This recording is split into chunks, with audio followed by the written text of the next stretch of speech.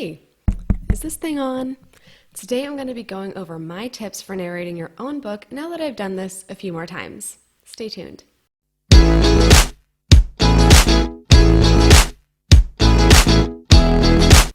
Hi, I'm MK Williams. I'm an author and independent publisher. I love sharing my insights about all things self-publishing with you. Before I get into the details of today's topic, don't forget to subscribe. You'll be notified when I put out new videos every week about self-publishing and how to make a career out of being an author. So today I'm going to be going over more tips for when you are going to be narrating your own audiobook. So a couple months back, I did a whole series on self-publishing for audiobooks, including when you're self-narrating. But I've been able to do a few more audiobooks since then, so these are definitely my top tips that I wanted to go over with you today. So the first is your posture, all right? You want to roll your shoulders back and sit up straight. Some narrators actually stand when they record. I prefer to sit just because I like to do these in long sessions. So if you prefer to sit, make sure you have really good posture. You want to make sure that you're not slouching or really doing something that's going to hurt your back, A, because that hurts, and two, because you want to make sure you have good energy. You want to make sure you're embodying the character when you're narrating.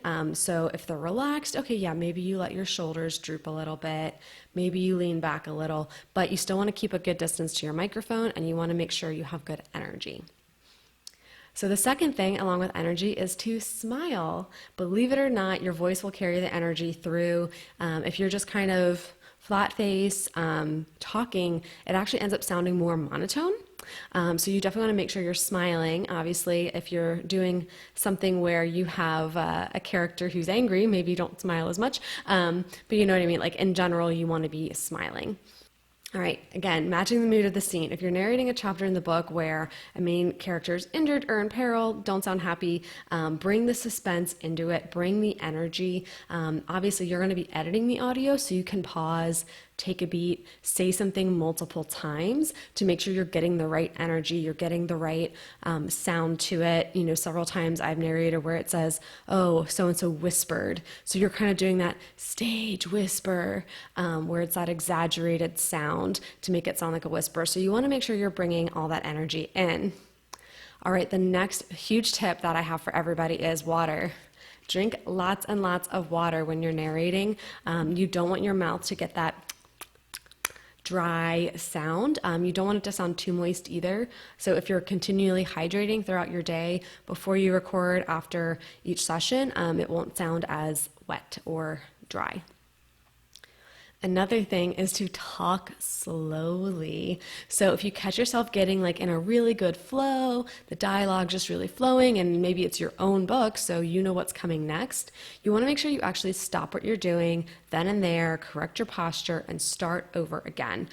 So this makes sure that you don't talk really fast. A lot of people listen to audiobooks at a higher speed. So you don't want to be just flying through and then all of a sudden they're like, well, I was understanding what they're saying and now it got way too fast. So I'm going to have to rewind. It takes the reader or the listener out of the experience, and then they probably won't like it as much.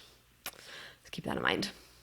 Okay, so inevitably a lawnmower will start outside, an airplane's going to go overhead, another loud noise is going to come along. Just take a deep breath, it'll pass. Like I said, you get to edit the audio. It's kind of frustrating when you feel like, oh, I had that perfect and now I have to re-say it. Just take it as a chance to do another take and make sure it's done even more perfect the next time. It's really frustrating, but don't let that impact the rest of your day or the rest of your recording session. It's just a couple seconds of sound. It'll be fine. So with each book that I narrate, I find that I'm able to improve on my skills and my narration. I'll have even more tips for you as I continue to do a few more recordings, but let me know if there's any tips that I've missed overall between this video and my previous videos. What are your best tips for when you are narrating as well, whether you just narrate audiobooks or whether you are somebody who is a self-published author who narrates their books. Definitely want to hear from you. If you found this video helpful, please let me know in the comments and be sure to give this video a thumbs up. And don't forget to subscribe and ring the bell. This helps YouTube to know that you're getting value from the information I'm putting out and gets it in front of other authors like us. Now you can get back to writing or narrating your book.